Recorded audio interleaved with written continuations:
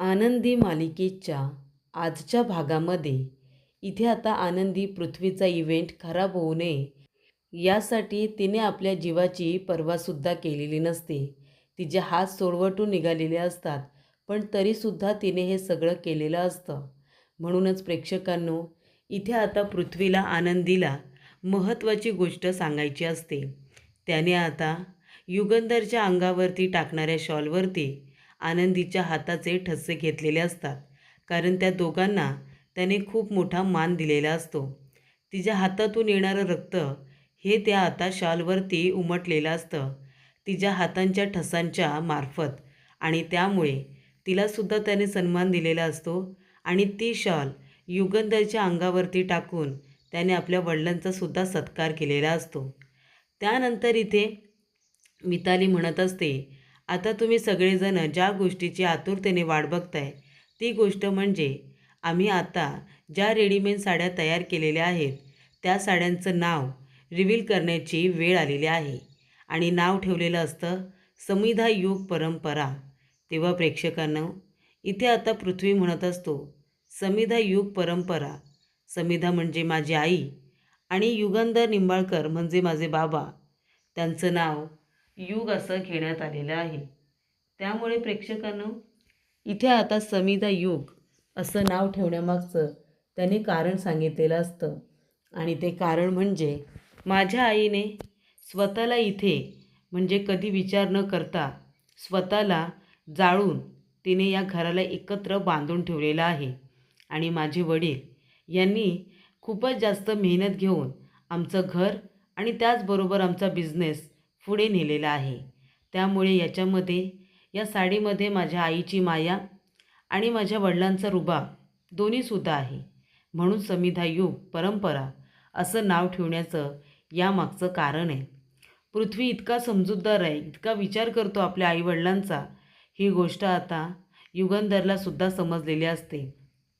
तेव्हा युगंधर आपल्या मुलाच्या खांद्यावरती हात ठेवतो आणि त्याला तो असा विश्वास देतो की तू एकटा नाही आहेस, मी आहे तुझ्याबरोबर, तुझ्या प्रत्येक सुखात दुःखात मी आहे, असा विश्वास इथे आता युगंधर निंबाळकरांनी आपल्या मुलाला पृथ्वीला दिलेला असतो. आणि त्याच वेळेला प्रेक्षकांनो, इथे आता गाडीचा आवाज येतो, सायलेन्सरचा आवाज ऐकू येतो. एकतर हा आवाज ॲम्ब्युलन्स किंवा त्याचबरोबर पोलिसांची गाडी, असा सायलेन्सर आता पोलिसांच्या गाडीचाच ऐकू येतो. तेव्हा तिथे सगळेजण आश्चर्याने दाराकडे बघत असतात. पोलिसांची गाडी इथे काय करते? मीडियावाले तर खबर घेण्यासाठी आता वाटच बघत असतात. तेवढ्यातच पोलीस इन्स्पेक्टर तिथे आलेले असतात. तेव्हा मीडियावाले म्हणतात की मिस्टर युगंधर निंबाळकर, एवढ्या मोठ्या इव्हेंटमध्ये पोलीस इथे काय करतायत? नेमकं त्यांचा हेतू काय आहे इथे येण्यामागचा? तेव्हा इथे इन्स्पेक्टर साहेब आल्यानंतर पृथ्वी आता टेन्शनमध्ये आलेला असतो, कारण त्याचा पहिला इव्हेंट आहे. आता काय झालं म्हणून हे पोलीस आले. तेव्हा युगंधर म्हणत असतो, इन्स्पेक्टर साहेब, तुम्हाला इथे यायची काय गरज होती? काही काम होतं तर मला पोलीस स्टेशनला बोलवायचं ना, मी आलो असतो. तुम्ही एक काम करा, तुम्ही आता जा, मी येतो नंतर, फोन करा मला तुम्ही. तेव्हा इथे विद्याधर म्हणतो, का का फोन करा नंतर?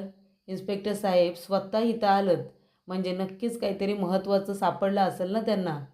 त्यांना काही दुसरी कामं नाही आहेत का? आता ते जर इथे आलेत ना, तर कशासाठी आलेत ते सगळ्यांना कळलंच पाहिजे. समधी लोक आहेत, मीडियावाले आहेत, मग त्यांच्यासमोर सगळी माहिती यायला नको का? काय व इन्स्पेक्टर, बरोबर की नाही? काय मग इन्स्पेक्टर, माझ्यावरती ज्याने प्राणघातक हल्ला केला, माझ्या गाडीवरती ज्याने बॉम्ब ठेवला आणि मला जाळून मारण्याचा प्रयत्न केला, त्या व्यक्तीचं नाव तुम्हाला कळलं का? त्या व्यक्तीलाच तुम्ही इथे अरेस्ट करायला आलात ना?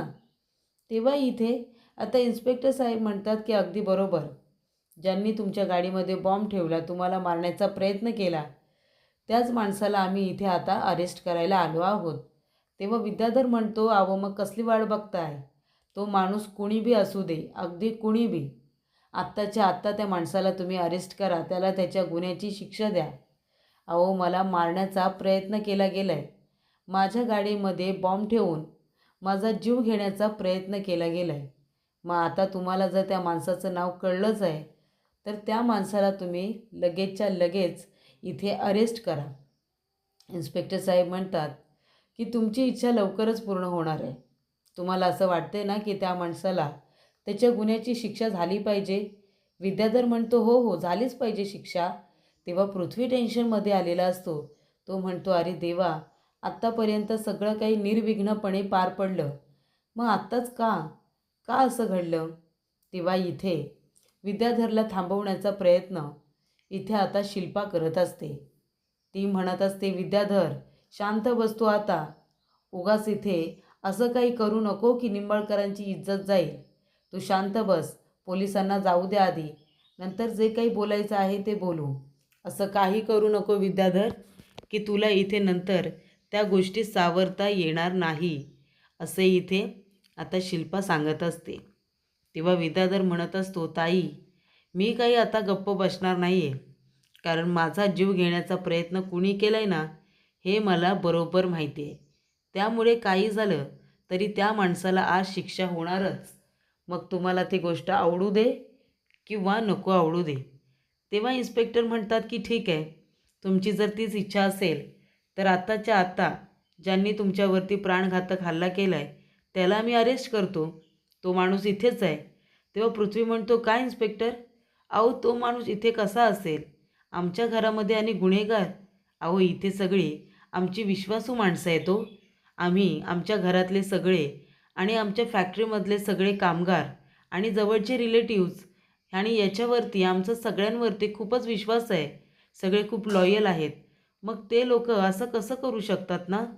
तेव्हा इन्स्पेक्टर साहेब म्हणतात पण ज्या गुन्हेगाराला आम्ही पकडायला आलो आहे ना, तो गुन्हेगार इथेच आहे, तुमच्यामध्येच आहे आणि तो सुद्धा घरातलाच आहे. तेव्हा पृथ्वी म्हणतो काय, तो गुन्हेगार घरातलाच आहे? नेमकं तुम्ही कुणाबद्दल बोलताय इन्स्पेक्टर, प्लीज बोला ना. तेव्हा इथे विद्याधर म्हणत असतो अरे पृथ्वी, अरे तो गुन्हेगार इथंच उभा आहे, इथंच. खरं तर मला त्या गुन्हेगाराला तुमच्या समोर आणायचं नव्हतं, पण माझ्याकडे ना दुसरा पर्याय नाही आहे रे.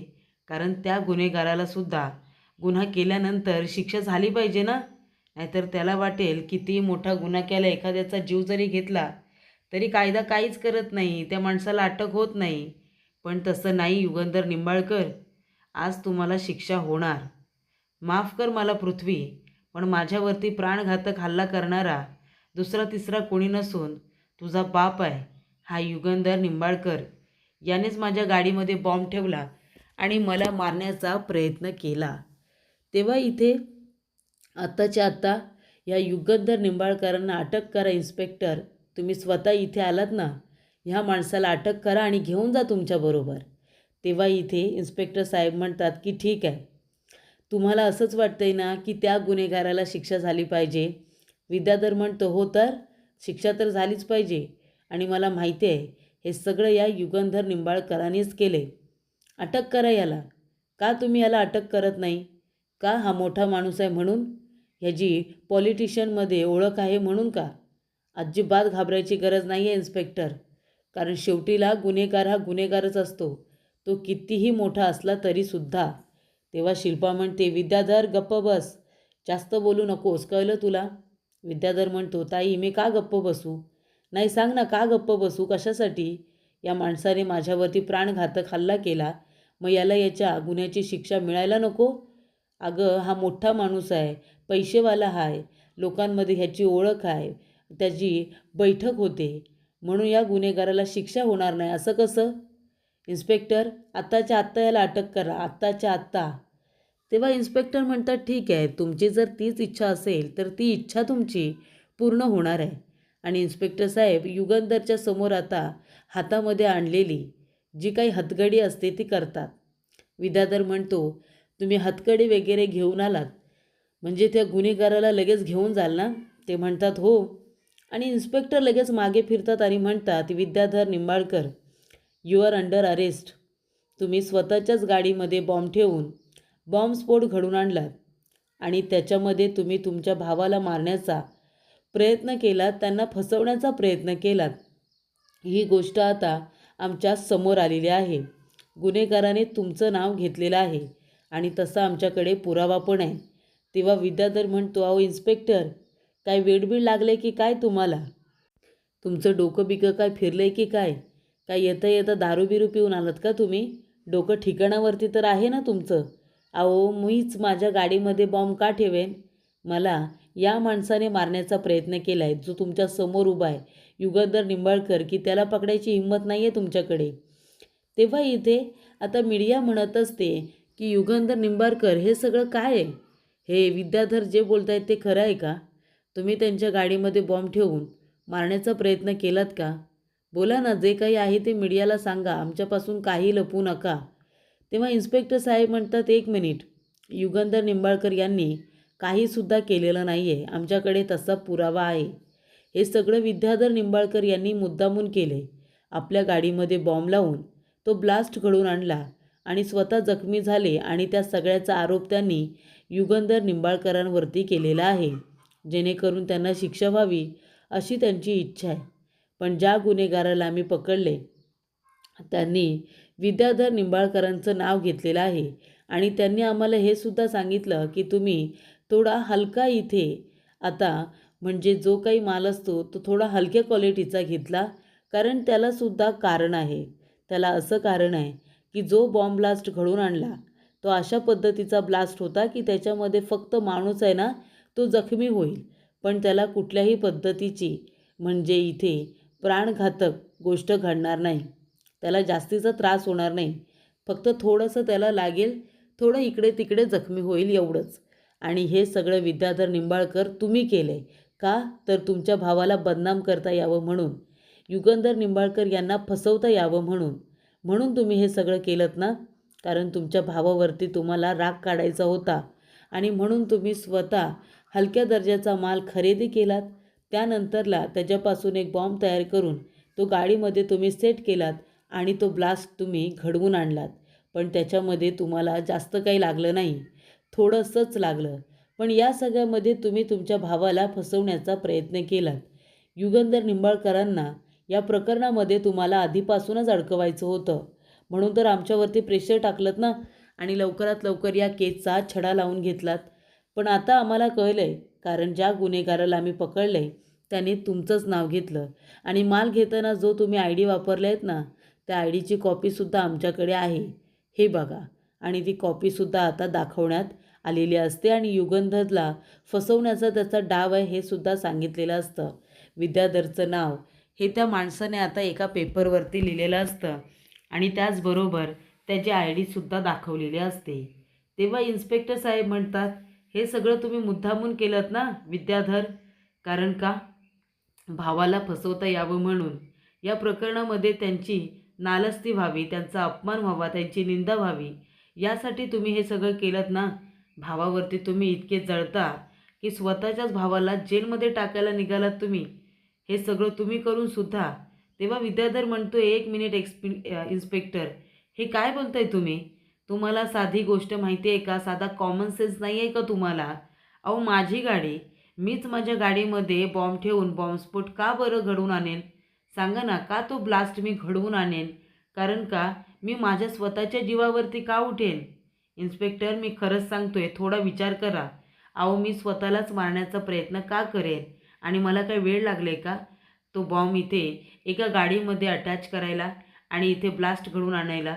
आणि ते सुद्धा मी ज्या गाडीमध्ये बसलोय त्याच. इथे मला मरायचं नाही आहे म्हणून माझा जीव जळतोय. त्या अपघातामध्ये जर मी मेलो असतो तर? पण नाही, या माणसाला त्याचं काहीच नाही आहे. इन्स्पेक्टर, मी खरंच सांगतोय, मी काहीसुद्धा केलेलं नाही आहे. तुम्ही आत्ताच्या आता युगंधर निंबाळकरांना अरेस्ट करा, कारण जे काही घडले ते त्यांनीच घडवून आणलेलं आहे. तेव्हा इथे युगंधर निंबाळकर म्हणतो की पृथ्वी, बघितलंस ना तू तुझ्या काकाचं कारस्थान? विद्याधर, मी तुला आधीच सांगितलं होतं की आमच्यावरती बिनबुडाचे आरोप करू नको. आमच्यावरचा गुन्हा जर सिद्ध नाही झाला तर तुझी अशी हालत करेन की या घरामध्ये तुला राहूसुद्धा देणार नाही. सांगितलं होतं ना? मग शेवटीला सगळं काही सांगूनसुद्धा तू तीच चूक केली आहेस. आम्हाला इथे बदनाम करण्याचा प्रयत्न करतोयस. मी अजिबात हे खपून घेणार नाही. इन्स्पेक्टर, विद्याधर निंबाळकरला आत्ताच्या आत्ता तुम्ही अरेस्ट केलं तरी चालेल. तेव्हा इथे विद्याधर म्हणतो, नाही, हे सगळं खोटं आहे, खोटं आहे, हे सगळं खोटं आहे. मी काहीच केलेलं नाही आहे. मी स्वतःलाच मारण्याचा प्रयत्न का करेन? हे सगळं ह्या युगंधरनेच केलं आहे. इन्स्पेक्टर प्लीज तुम्ही त्यांना अरेस्ट करा. तेव्हा इन्स्पेक्टर साहेब म्हणतात की असं अजिबातच नाही आहे. आम्ही संपूर्ण तपास केला आहे. युगंधर निंबाळकरांच्या विरोधात काहीसुद्धा गेलेलं नाही आहे. हे सगळं विद्याधर निंबाळकरांनीच केलेलं आहे, त्यांना फसवण्यासाठी, युगंधर निंबाळकरांना फसवण्यासाठी. तेव्हा युगंधर म्हणतो, हे बघ विद्याधर, मी आधीच म्हणालो होतो, तू जर माझ्यावरती चिखलफेक केलीस, तू जर मला इथे अपमानित करण्याचा प्रयत्न केलास, तर मी अजिबात गप्प बसणार नाही. बरोबर ना? मग आताच्या आता तुला मी तुझ्या गुन्ह्याची शिक्षा देतोय. एवढं सगळं करून सुद्धा तू मला इथे नेहमीच खाली पाडण्याचा प्रयत्न करत आलायस. पण आज मी तुला माफ करणार नाही. कारण आज माझ्या मुलाचा कार्यक्रम होता आणि त्याच्यामध्ये तू गाळबोट लावण्याचा प्रयत्न केलास ना, त्यामुळे मी माफ करणार नाही. तेव्हा इथे आता जी विद्याधरची बायको आहे ना धनश्री, ती आता म्हणत असते की काही नाही होणार तुम्हाला. भाऊजी प्लीज, प्लीज तुम्ही ही केस मागे घ्या ना. भाऊजी प्लीज, मी पाया पडते तुमच्या. तेव्हा इथे विद्याधर आता विचार करत असतो. त्यानंतर प्रेक्षकांनो, पृथ्वी आणि अन्विता म्हणजे इथे दोघं जण बोलत असतात. मिताली म्हणत असते की दादा, आनंदीने किती मेहनत घेतली ना रे हे सगळं करताना. खरंच म्हणजे कार्यक्रम किती उत्तम साजरा झाला. तेव्हा इथे आता पृथ्वी म्हणत असतो की आनंदी, माझा तुझ्यावरती इतका विश्वास आहे ना, अगदी आंधळा विश्वास.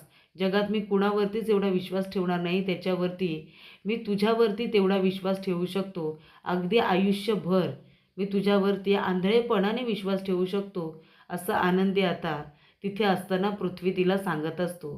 तेव्हा इथे आता युगंधरने विद्याधरला चांगलंच फसवलेलं असतं. तेव्हा आनंदी म्हणत असते की माझ्या मुलांचं माझ्यावरती किती विश्वास आहे. जेव्हा त्यांना कळेल की मी खोटं बोलले, तेव्हा तेव्हा विद्याधर म्हणतो, तेव्हा खूप मोठं तुफान येईल.